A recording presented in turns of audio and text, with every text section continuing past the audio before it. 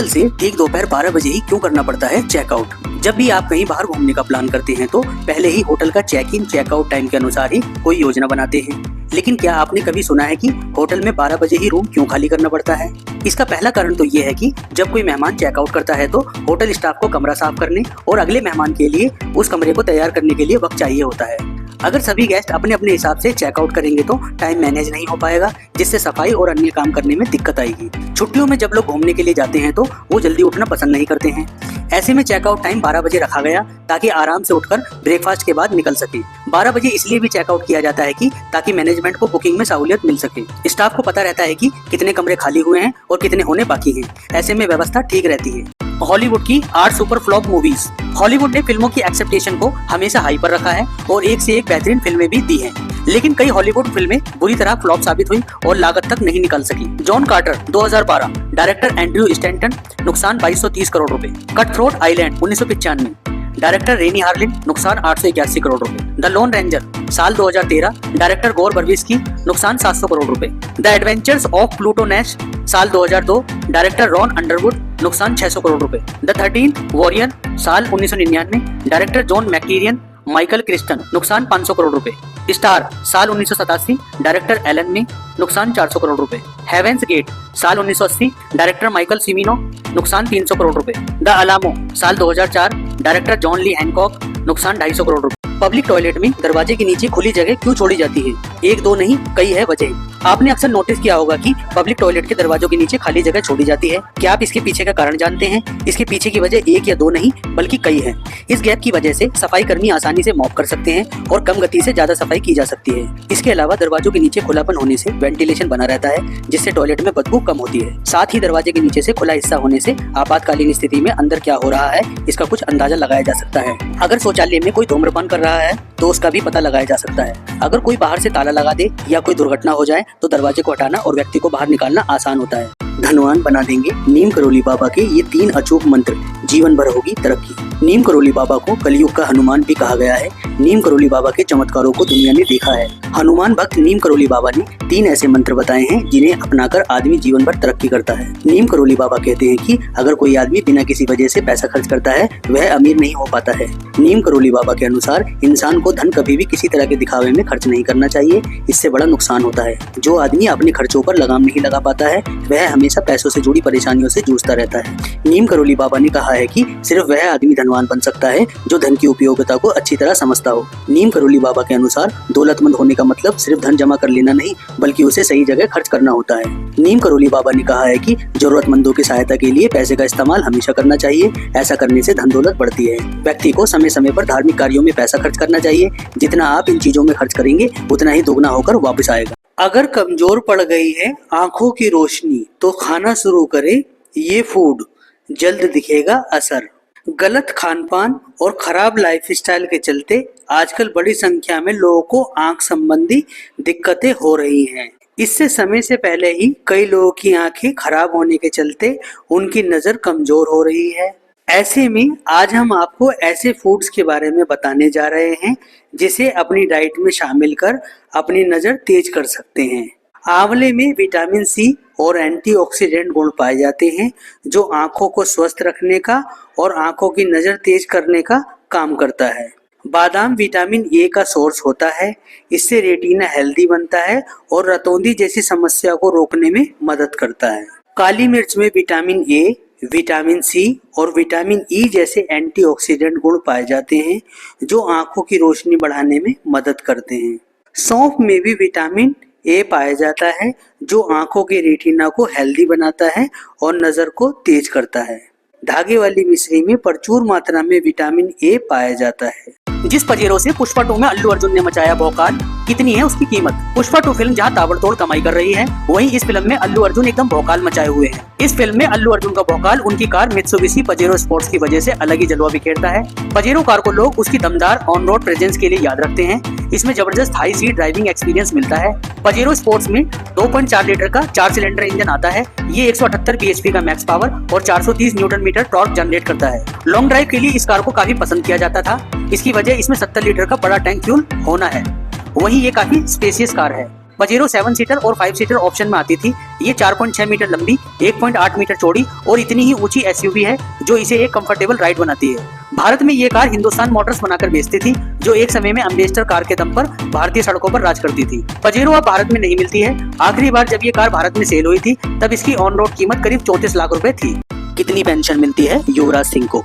युवराज सिंह की कमाई के कई रास्ते हैं, मगर क्रिकेट से रिटायर होने के बाद उन्हें बीसीसीआई से कितने रुपए मिल रहे हैं? मीडिया रिपोर्ट्स के मुताबिक युवराज सिंह को मिलने वाली पेंशन की रकम 22,500 रुपए है। टाइम्स नाउ ने बोर्ड ऑफिशियल्स के हवाले से लिखा था कि बीसीसीआई से युवराज को मिलने वाली ये वो रकम है जो 2019 में उनके रिटायरमेंट के बाद के कागजों में दर्ज है। हालांकि युवराज सिंह की कमाई का सिर्फ एक यही जरिया नहीं है। रिपोर्ट्स के मुताबिक युवराज की कुल संपत्ति लगभग 291 करोड़ रुपए है। युवराज अपने ब्रांड एंडोर्समेंट से हर महीने लगभग 1 करोड़ रुपए कमाते हैं। इसके अलावा उन्होंने रियल एस्टेट के बिजनेस में भी निवेश किया हुआ है। युवराज सिंह अपने फिटनेस और स्पोर्ट्स सेंटर से भी मोटी कमाई करते हैं। युवराज सिंह का जन्म 1981 में हुआ था। 12 दिसंबर 2024 को उन्होंने अपना 42वां जन्मदिन मनाया। कुमार विश्वास एक कवि सम्मेलन के कितने पैसे लेते हैं? कुमार विश्वास का नाम हिंदी के जाने माने कवियों में शुमार है। जिस भी कवि सम्मेलन में कुमार विश्वास को बुलाया जाता है वहाँ हजारों की संख्या में भीड़ लगती है। कुमार विश्वास की लाइफ स्टाइल भी बेहद शानदार है। उनकी लाइफ स्टाइल से कई लोग उनकी कमाई का अंदाजा भी लगाते हैं। कुमार विश्वास को मौजूदा समय में हिंदी के सबसे महंगे कवियों में से एक माना जाता है। ऐसे में कई लोग यह जानना चाहते हैं कि कुमार विश्वास एक कवि सम्मेलन के कितने पैसे चार्ज करते हैं। इसका जवाब हाल ही में वरिष्ठ कवि सुरेंद्र शर्मा ने दिया। उन्होंने लल्लन टॉप में दिए अपने एक इंटरव्यू में बताया कि कुमार विश्वास हिंदी के सबसे महंगे कवि हैं। सुरेंद्र शर्मा ने कहा कि सभी कवियों को बुलाने का बजट एक तरफ और कुमार विश्वास का बजट एक तरफ रखना होता है। हास्य कवि सुरेंद्र शर्मा ने बताया कि कुमार विश्वास एक कवि सम्मेलन के 25 से 30 लाख रुपए चार्ज करते हैं।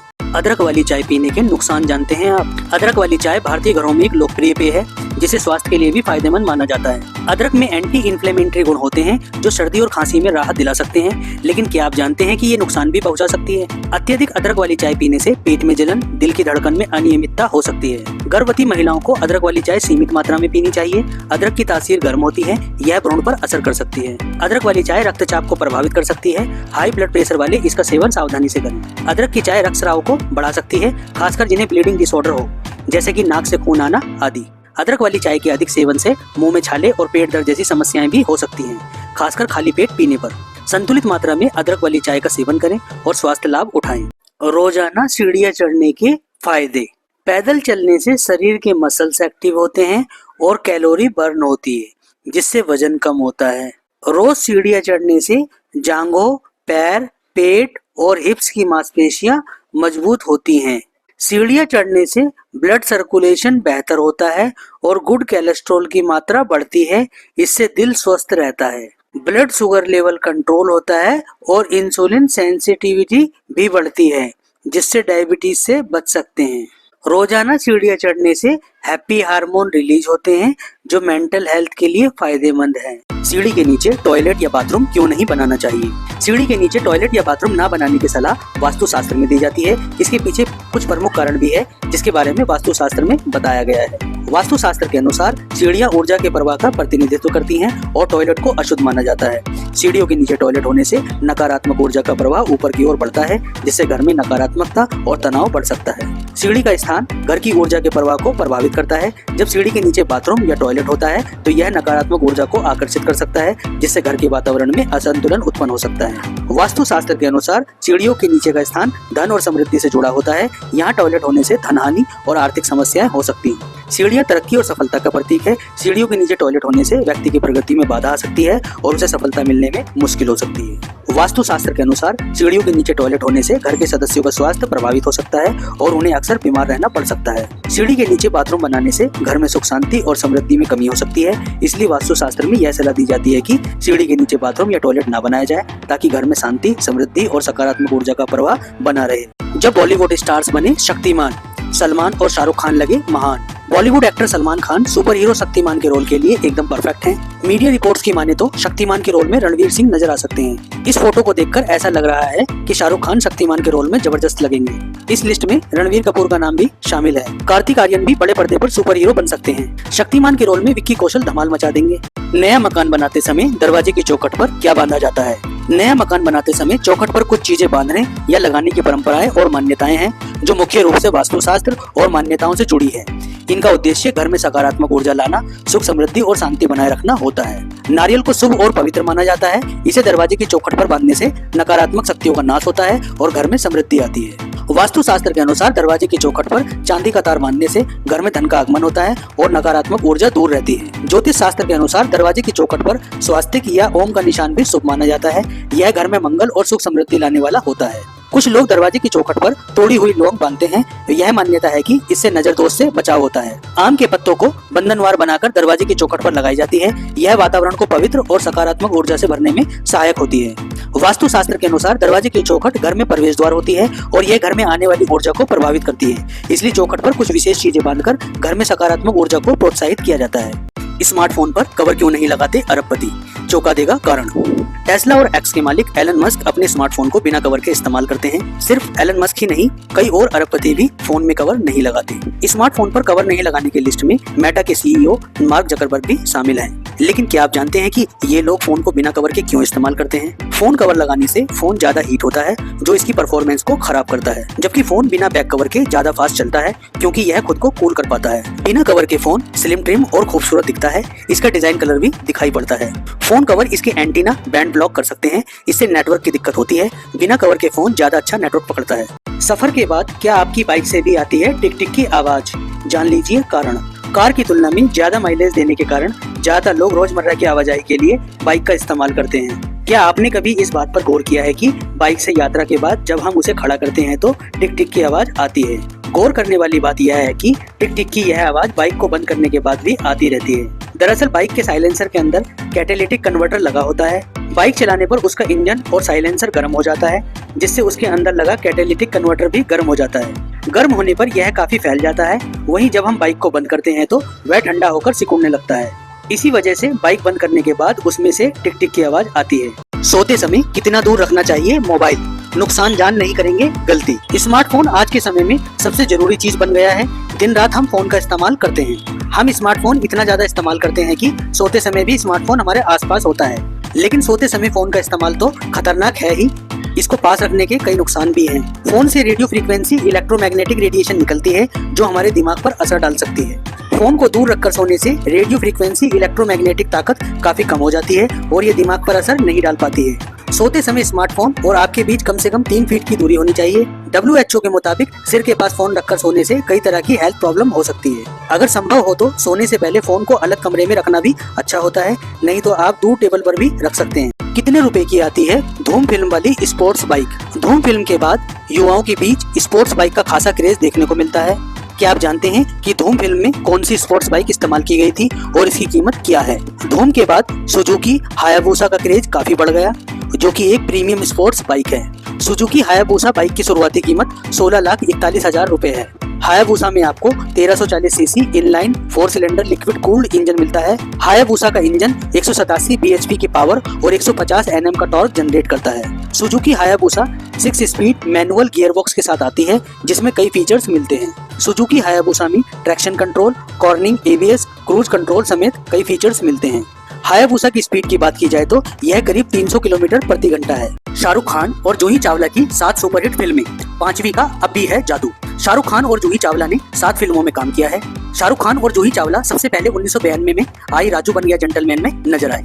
लव ऑब्सेशन और क्राइम वाली 1993 में आई डर फिल्म में भी शाहरुख खान और जूही चावला को देखा गया। राजीव मेहरा की 1995 में आई फिल्म राम जाने में दोनों स्टार साथ नजर आए। 1997 में आई फिल्म यस बॉस में SRK और जूही चावला की जोड़ी ने फैंस का दिल जीत लिया। 1998 में आई डुप्लीकेट फिल्म में सोनाली बेंद्रे के साथ शाहरुख खान और जूही चावला दिखाई दी। शाहरुख खान और जूही चावला सन 2000 में आई फिल्म फिर भी दिल है हिंदुस्तानी में दिखाई दी। आखिरी बार सन 2001 में शाहरुख खान और जूही चावला को फिल्म 1, 2 का 4 में देखा गया।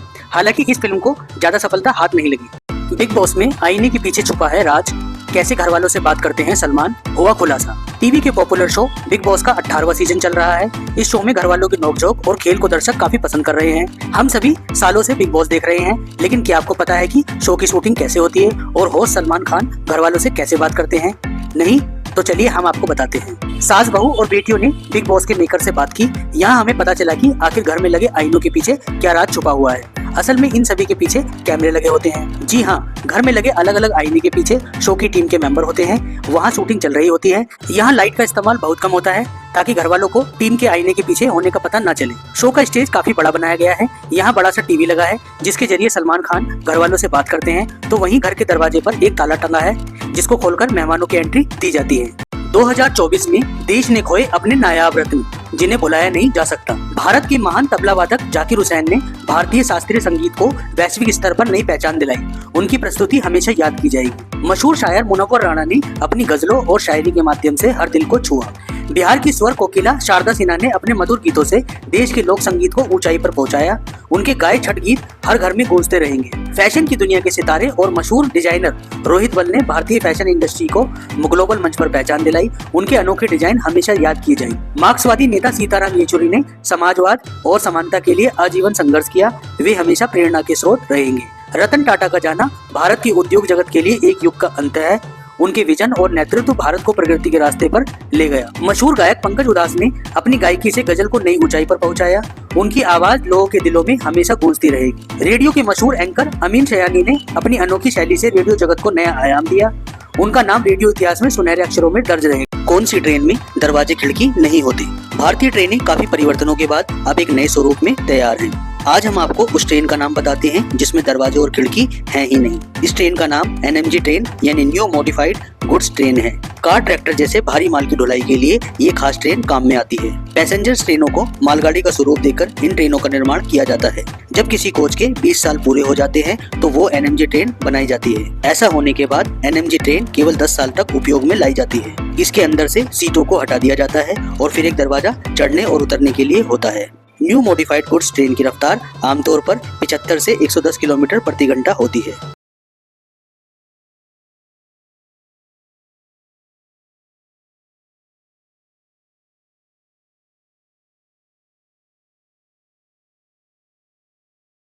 पुर्तगाली शब्द है संतरा। हिंदी नाम जान उछल पड़ेंगे। ये तो हम सब जानते हैं कि दुनिया में सैकड़ों भाषाएं बोली जाती हैं। इनमें सबसे ज्यादा बोली जाने वाली भाषा अंग्रेजी है। वहीं भारत में सबसे ज्यादा हिंदी भाषा का इस्तेमाल होता है। इसके अलावा यहाँ क्षेत्रीय भाषाओं का भी काफी बोलबाला है। इतना ही नहीं, अंग्रेजी भाषा के कई शब्दों को दूसरी भाषाओं में जस का तस इस्तेमाल किया जाता है। उन शब्दों का हिंदी नाम ज्यादातर लोगों को मालूम नहीं होता है। हैरानी की बात यह है कि हिंदी भाषा में हम सब कई ऐसे शब्दों का इस्तेमाल करते हैं जो दूसरी भाषा से लिए गए हैं। आज हम आपको एक ऐसे ही शब्द के बारे में जानकारी देंगे जिसके बारे में शायद ही आप जानते होंगे। संतरा शब्द का तो हम सब इस्तेमाल करते हैं, लेकिन यह पुर्तगाली भाषा का शब्द है। क्या आप संतरे का हिंदी नाम जानते हैं? संतरे को हिंदी में नारंगी कहते हैं।